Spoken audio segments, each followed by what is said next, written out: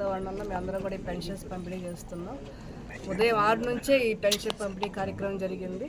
ఆ రోజు బాబు గారు ఏదైతే హామీ ఇచ్చారో ఎలక్షన్స్ ముందు, మా గవర్నమెంట్ రాగానే పెన్షన్స్ పెంపుదల చేస్తాము. ముఖ్యంగా 3,000 నుంచి 4,000 చేస్తాము.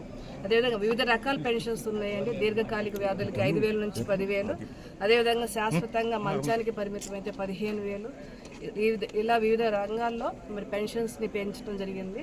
మరి గతంలో చూస్తే మరి పెన్షన్స్ ఇచ్చిందే చంద్రబాబు నాయుడు తెలుగుదేశం ప్రభుత్వం అండి. ఆ రోజు 35 రూపాయల పెన్షన్ స్కీమ్ తీసుకొచ్చింది ఎన్టీ రామారావు గారు. తర్వాత దాన్ని 75 చేశారు, అది చంద్రబాబు నాయుడు గారు. తర్వాత 200 చేసింది చంద్రబాబు నాయుడు గారు.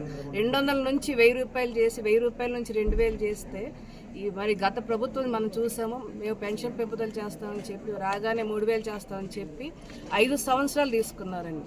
అంటే ఒక 1,000 రూపాయలు పెంచడానికి 5 సంవత్సరాలు తీసుకొని మళ్ళీ ఎంత అబద్ధ ప్రచారం చేశారంటే మేము 200 నుంచి 3,000 చేశామని చెప్పి గత 5 సంవత్సరాలుగా ప్రజల్ని మోసం చేశారు. కానీ ఈరోజు చంద్రబాబు నాయుడు గారు ఏదైతే హామీ ఇచ్చారో రాగానే మేము 4,000 ఇస్తామని చెప్పారు.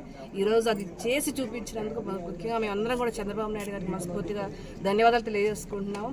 అదేవిధంగా గతంలో వాలంటీర్ వ్యవస్థ మరి ఏ విధంగా మరి ఇంటికే తెచ్చి ఇచ్చారో అదేవిధంగా కూడా మేము కూడా పెన్షన్స్ ఇంటికే తెస్తామని చెప్పి ఈరోజు చంద్రబాబు నాయుడు గారు ప్రతి ఒక్క ఎంప్లాయీ కూడా, సెక్రటేరియట్ ఎంప్లాయీ కానీ, అక్కడ లోకల్ కమిషనర్ గారు కానీ, ఆర్డీఓ గారు కానీ అందరూ కూడా బాధ్యత వహించి 1వ తారీఖునే మొత్తం కూడా పెన్షన్స్ అంతా కూడా పంపిణీ చేయండి అని చెప్పి ఒక లక్ష్యంతో ఈరోజు మరి ఆదేశం జారీ చేయటం. ఈరోజు అందరూ కూడా ఆఫీసర్స్ అందరూ కూడా ఒక బాధ్యతగా తీసుకొని 90% ఈరోజు చేసేటట్లు అందరూ కూడా సహకరిస్తున్నారు. వారికి కూడా నేను మనస్ఫూర్తిగా ధన్యవాదాలు తెలియజేసుకుంటున్నాను.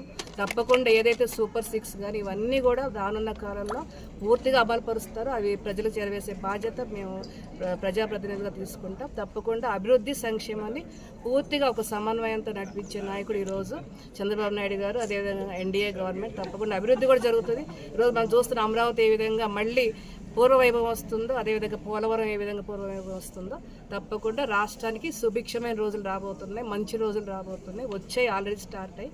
మనస్ఫూర్తిగా చంద్రబాబు నాయుడు గారికి, ఎన్డీఏ గవర్నమెంట్కి ధన్యవాదాలు తెలియజేస్తున్నాను.